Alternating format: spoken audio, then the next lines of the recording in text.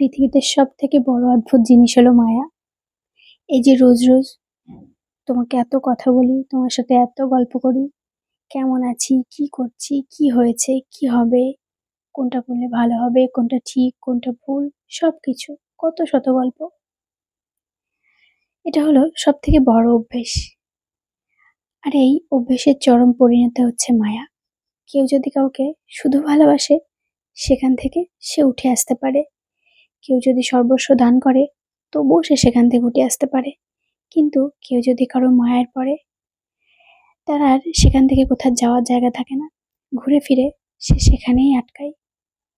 সারাদিনের জমতে থাকা কথাগুলো বলতে না পারায় নিজেকে যে আর খুঁজে পায় না, এক বুক মায়াহীনতায় সে তিলে তিলে শেষ হয়ে যায়। আর এভাবেই তৈরি হয় এক অদৃশ্য দেওয়ালের।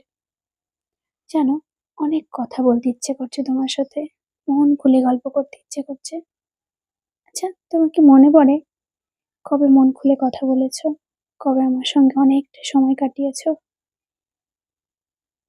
তুমি কি জানো আমার এই সময়গুলো কিভাবে কাটে? আমি হয়তো তোমাকে কখনোই বলবো না যে আমার এই সময়গুলো কিভাবে আমি পার করেছি।